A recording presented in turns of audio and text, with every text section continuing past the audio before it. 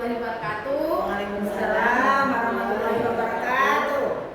Terima kasih sebelumnya kami ucapkan kepada ibu-ibu yang sudah bersedia meluangkan waktunya. Pada hari ini saya, Ibu Ayu dan Ibu Rozi akan melakukan pengimbasan atas apa yang telah kami dapat di pelatihan pembelajaran mendalam di Rimbo Bujang pada tanggal 28 Juli sampai 1 Agustus kemarin.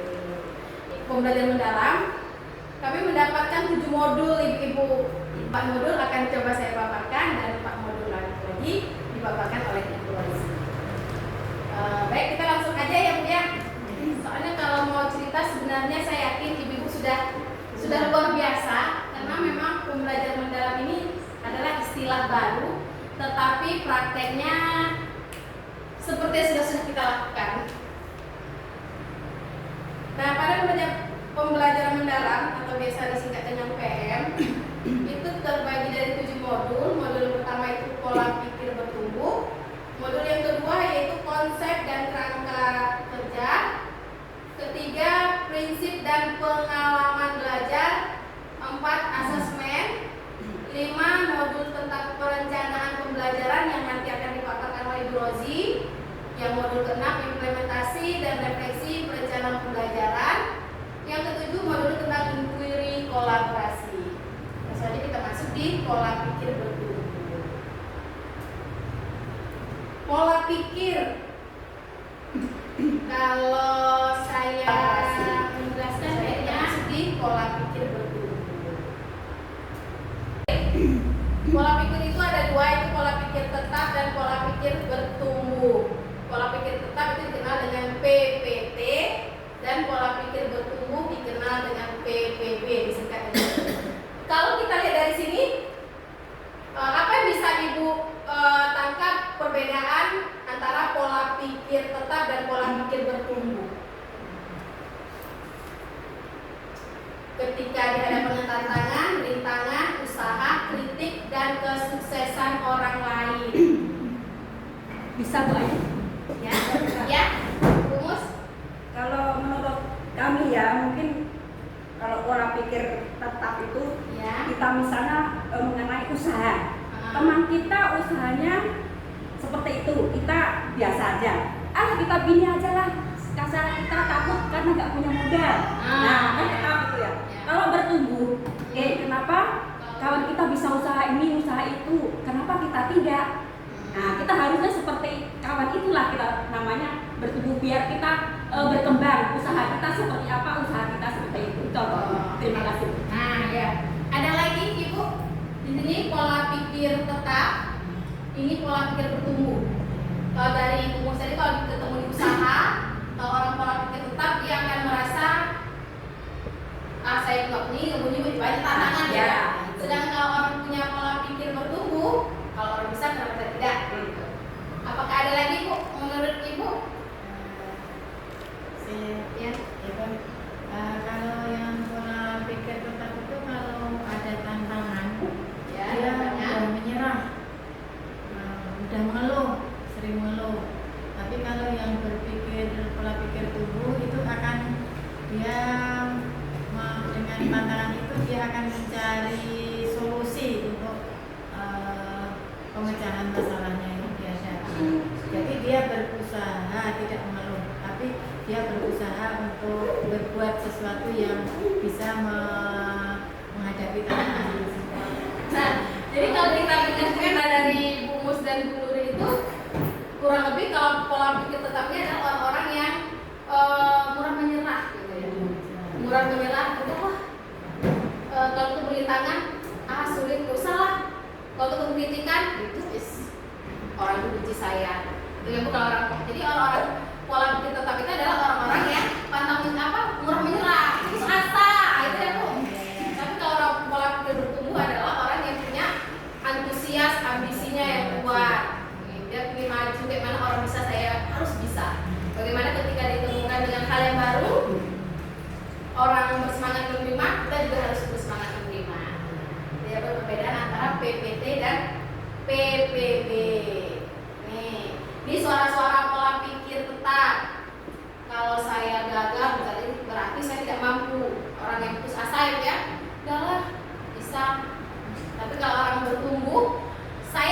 belajar dan akan coba lagi. Mungkin kali ini gagal, besok mana tahu berhasil. Dan kita harus sebagai guru sebelum kita menciptakan anak tentunya kita juga harus memiliki pola pikir tertentu. Ayo semangat, tepuk tangan semuanya. Supaya kita tetap semangat walaupun di hari yang panas gerang. Nih, prosedur intervensi pola pikir. Saat melihat anak murid yang mau menyerah ketika menemui tantangan atau kesulitan, segera dorong dia untuk mencoba lagi. Oh, saya nggak bisa gunting, coba. Nggak bisa, bu, bentuknya sulit, kita kasih lagi garis yang lurus. Terus pada saat murid mau mencoba lagi, segera beri pujian proses. Nah, yang dipuji bukan hasil tapi prosesnya. Wah, dengan usaha Mas Nadif tadi kan jadi bisa menggunting. Lalu jelaskan pada murid tersebut tentang PPT dan PPP dan perbedaan utama pada saat menghadapi tantangan. Ini sering kita temukan di di kelas ya. Anak-anak yang lu apa nggak bisa, ayo saya nggak bisa ngetik dulu. Ya, ada Kalau anak-anak kayak gitu kan memang gurunya harus ya lebih semangat, energi anaknya 10, kita harus 15. Jelaskan kepada murid bahwa berbuat salah merupakan cara otak untuk belajar dan berkembang. Sering juga kita ketemukan anak sudah salah, langsung nangis. Inilah gunanya fungsi kita sebagai guru adalah sebagai fasilitator dan harus tentunya punya pola pikir berguru. Tadi ujian proses, ujian pribadi, kamu memang berbakat dalam matematika. Kalau prosesnya kamu butuh materi matematika yang akan menantang otakmu. Jadi untuk anak sekarang yang perlu kita bangun adalah kepercayaan dirinya. Jadi kita puji bukan hasil gambar yang bagus, tapi usaha anak untuk menghasilkan gambar yang bagus. Nanti kita masuk di modul yang kedua, yaitu pembelajaran mendalam tentang konsep dan kerangka belajar. Apa itu pembelajaran mendalam? Pendekatan yang menekankan penciptaan suasana belajar yang berkesadaran, bermakna, dan menggembirakan melalui olah pikir, olah hati, olah rasa, dan olahraga secara holistik dan terpadu. Kalau kita lihat dari makna atau arti dari konsep pembelajaran ini, apa yang kita tangkap? Apa pembelajaran mendalam itu? Kalau dari makna ini dari makna ini dan tujuan ini, jadi pembelajaran mendalam itu ini yang bertujuan untuk membentuk karakter dan kompetensi peserta didik melalui proses yang aktif dan efektif. Jadi yang menyenangkan bagi anak dan yang mengena bagi anak, tetapi itu harus istilahnya menciptakan suasana itu apa ya, yang happy. Jadi kalau dari cerita buku tadi itu baru akan kita lakukan atau sudah pernah kita lakukan sebelumnya? Sudah pernah. Iya ya Bu ya. Jadi pembelajaran mendalam itu adalah metode pembelajaran yang sebelumnya sudah kita lakukan, tetapi diketemukan lagi dengan istilah baru. Jadi sebenarnya memang pembelajaran mendalam ini adalah metode yang baru diciptakan, yang sebenarnya di BK sudah kita lakukan. Tujuan pembelajaran mendalam membentuk pelajar yang beriman dan bertakwa kepada Tuhan Yang Maha Esa, meningkatkan kesadaran kewargaan dan kesehatan, mengembangkan kemampuan berpikir kritis dan kreatif, mampu berkomunikasi efektif, menumbuhkan kemandirian dan kolaborasi. Kalau Ibu baca dari sini, tujuan pembelajaran ini sudah pernah kita lihat di mana? Sebelumnya. Ini kan baru nih, tujuan pembelajaran baru ini. Nah, sebenarnya kata-kata ini sudah kita ketemukan di mana? Di kurikulum Merdeka Kanan. Iya, apa Bu? Profil pelajar Pancasila. Beriman dapat apa? Nah, ada semua di sini kan? Nah, di pembelajaran mendalam profil pelajar Pancasila itu tidak ada lagi, namun diganti dengan 8 dimensi profil lulusan. Dimensi profil lulusan merupakan fokus profil lulusan yang akan dicapai, yaitu keimanan dan ketakwaan terhadap Tuhan Yang Maha Esa, kewargaan, kalau dulu kebinekaan global, sekarang kewargaan. Kreatif, ini kreativitas. Penalaran kritis, kalau dulu bernalar kritis, sekarang penalaran kritis. Kolaborasi, komunikasi. Nah, komunikasi aja yang ada di profil Badan Pancasila. Kemandirian dan kesehatan. Jadi yang baru yaitu di komunikasi dan kesehatan. Kalau kemarin 5, sekarang jadi 8. 5 ya? Iya ya. 6. Sekarang ditambah dengan komunikasi dan kesehatan. Terus di pembelajaran mendalam ini ada lagi itu kerangka pembelajaran. 3 prinsip pembelajaran, 3 pengalaman belajar yang dikenal dengan 8, 3, 3, 4. Jadi kalau ditanya apa pembelajaran mendalam itu? Pembelajaran mendalam itu adalah 8, 3, 3, 4. 8 dimensi profil lulusan, 3 prinsip pembelajaran, 3 pengalaman belajar, dan 4 kerangka pembelajaran. Jadi intinya di metode PM itu 4 ini. 8, 3, 3, 4. Nih, 8 tadi. 8 dimensi profil lulusan. Yang baru itu di kesehatan dan komunikasi. Ini tuh harus kita hafal, kita harus tahu. Kalau Ayu ngapalnya dibagi ini keimanan, ketakwaan, kewarganegaraan, kreatif, penalaran kritis. Di sini jadi koko keke. Jadi kalau ini kita nggak tahu tuh. Jadi kan koko keke. Komunikasi, kolaborasi, kesehatan, kemandirian. Ini keke, krepet. Keke, krepet. Koko keke. Kerangka pembelajaran. Nah, ini juga kerangka pembelajaran ini juga harus ada di dalam penyusunan perencanaan pembelajaran mendalam. Kalau dulu RPP, kalau sekarang PPM, perencanaan pembelajaran mendalam. Nah, ini harus dicantumkan di dalam situ. Praktik pedagogik, lingkungan pembelajaran, kemitraan pembelajaran, dan pemanfaatan digital. Di dalam kerangka pembelajaran ada 4 tadi Bu. Di situ ada praktik pedagogis, yaitu strategi mengajar yang dipilih guru. Berarti itu berhubungan dengan metodenya. Yang mana itu harus autentik. Autentik. Apa kalau dulu jelas? Kalau dulu apa kita mana? Scientific. Kan harus nyata, ada sainsnya sesuai dengan kehidupan anak sehari-hari. Mengutamakan praktek nyata, mendorong keterampilan berpikir tingkat tinggi. Ya, jadi praktek pedagogi itu autentik kalau sekarang. Kemudian kemitraan pembelajaran. Apa itu kemitraan pembelajaran? Berpikir tingkat tinggi berarti sesuai kalau sama dengan dikatakan HOTS. Nah, kalau dulu high order thinking skill, HOTS. Kita menggali apa itu, mengapa itu, di mana itu. Terus kasih pertanyaan itu yang mempunyai jawaban besar. Misalnya, kan kalau kita misalnya bendera Indonesia warnanya apa? Warna kita tanyakan, kita siap merah putih. Tapi kalau sekarang, bagaimana bentuk bendera Indonesia? Jadi anak banyak jawabannya. Bentuknya kotak Bu, ada 2 warna, ada merah, ada putih. Enggak pertanyaan yang cuma ada 1 option. Kalau kita tanya, apa warna bendera Indonesia? Tidak selesai. Jadi pertanyaan sekarang itu harus tingkat tinggi.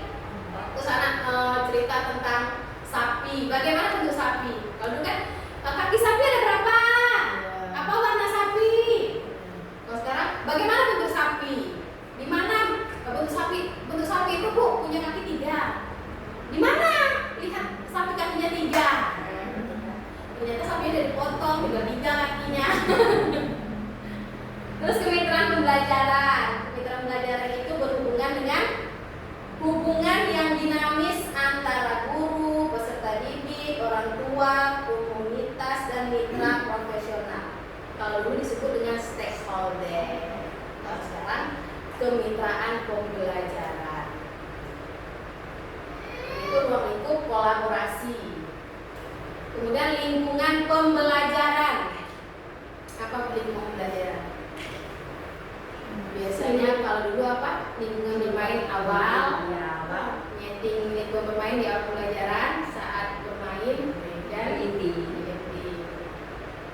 Lingkungan pembelajaran itu adalah lingkungan yang ada di sekitar anak, mulai dari keamanan di luar dan di dalam kelas. Ruang visual dan budaya untuk mendukung pembelajaran mengakomodasi berbagai gaya belajar peserta didik dengan optimal. Kemudian penguatan digital berhubungan dengan teknologi. Teknologi apa biasa kita gunakan? Biasanya HP, laptop.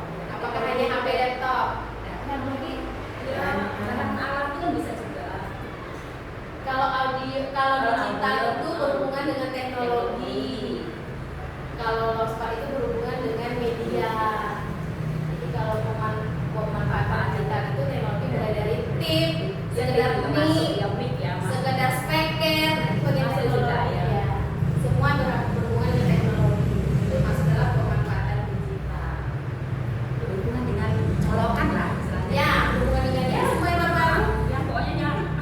Kalau juga anak pakai apa tuh? Mixer. Itu kan teknologi juga. Model ketiga yaitu prinsip dan pengalaman belajar. Prinsip yang dalam PM tadi ada 8 profil, 4 kerangka pembelajaran dan ini tiga-tiganya. 3 prinsip pembelajaran atau BPM dan 3 pengalaman belajar atau 3M. Berkesadaran bermakna menggembirakan.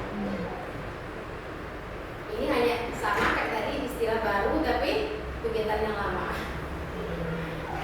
Jadi kalau dilihat sebenarnya pembelajaran mendalam ini adalah metode pembelajaran yang untuk anak SD, SMP, SMA mengadaptasi ke kegiatan mereka. Jadi kalau ketemu istilahnya, baru kita mesti istilahnya.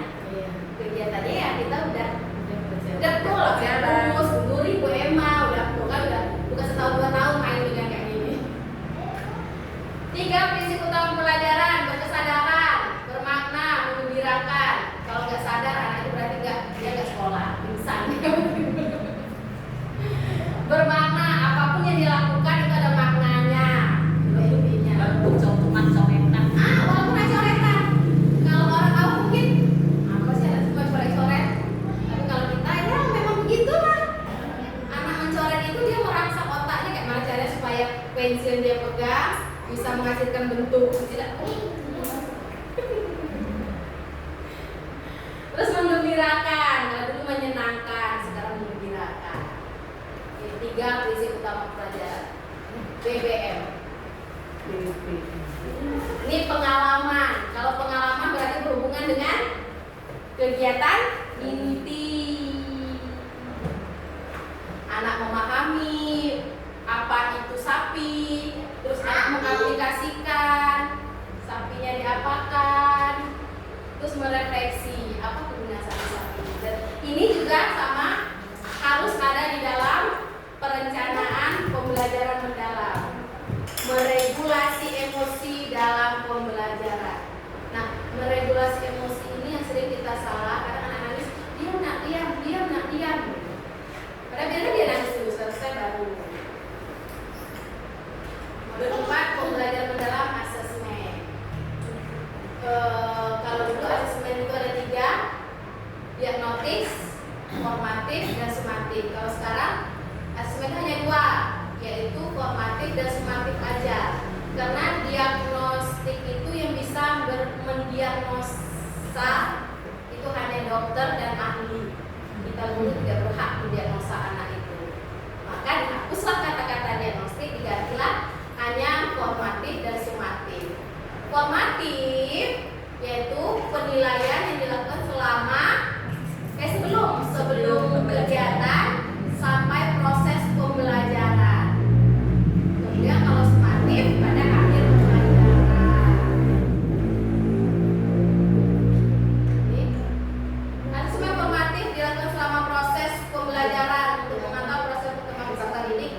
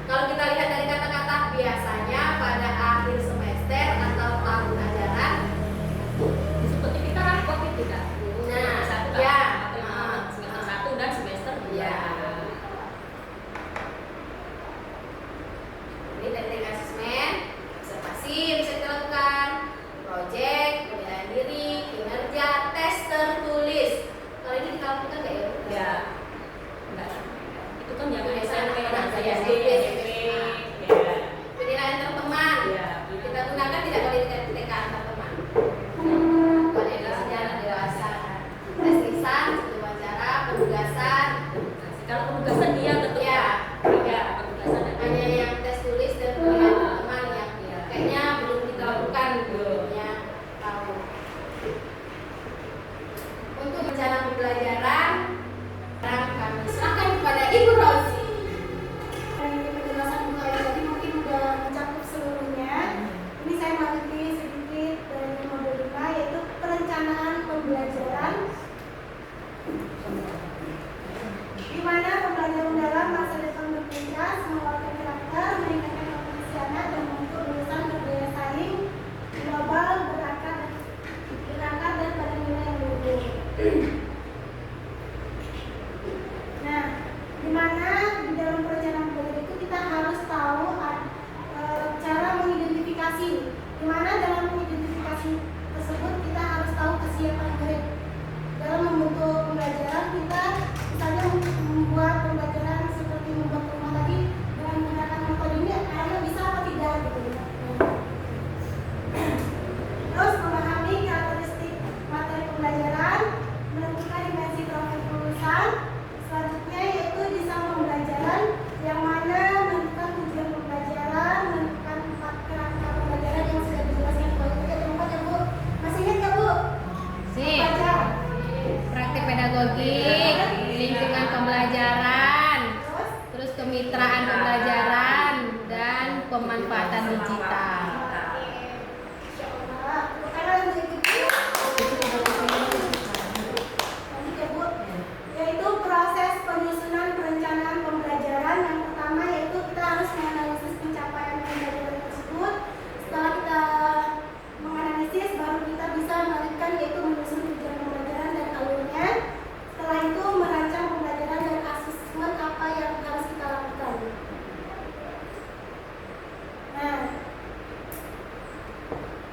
baik Bu, di sini ada beberapa komponen mengenai perencanaan pembelajaran, di mana sebelum kita membuat perencanaan pembelajaran mendalam, kita harus tahu dulu apa aja yang kita identifikasinya. Tadi identifikasi masalahnya itu dimensi, profil, kelulusan ada berapa Bu? Ingat ya Bu? 8. 8.